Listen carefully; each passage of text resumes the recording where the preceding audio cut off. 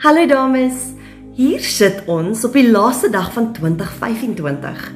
'n hele jaar lê agter ons, 'n jaar vol vreugde en trane, oorwinnings en teleurstellings, en daarvan krag en daarvan moegheid.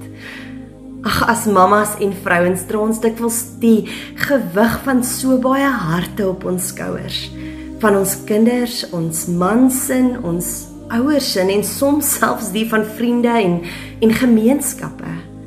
Ons gee en gee tot ons soms wonder of er nog iets oor is vir onsself.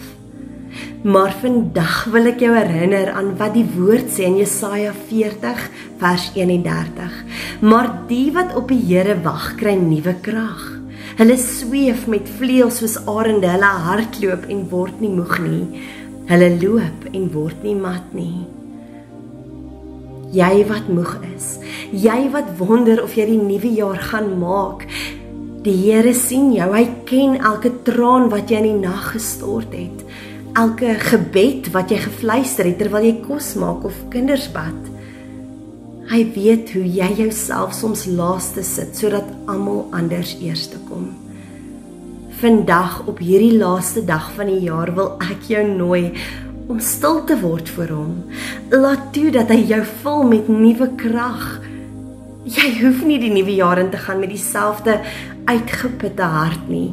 Gee jou moegheid vir hom, gee jou bekommernisse oor jou kinders, jou huwelik, jou finansies en jou gesondheid. Gee dit alles vir hom, want jy is nie net 'n mamma of 'n vrou nie. Jy is 'n dogter van die Allerhoogste God. Jy is bemin met 'n ewige liefde. Jy is geroep om te loop in die roeping wat hy vir jou het. Nie in volmaaktheid nie, maar in afhanklikheid van hom.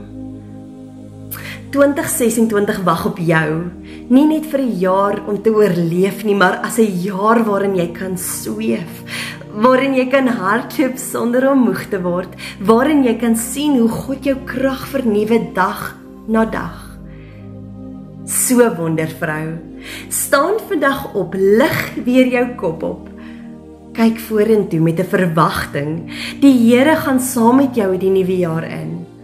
Hy sal jou vashou, jou lei en jou dra wanneer dit nodig is. Mag 2026 'n jaar wees waarin jy dieper in sy liefde rus, waarin jy meer van sy krag ervaar en waarin jy sien hoe hy jou en jou geliefde seën op maniere wat jy nooit kon dink nie.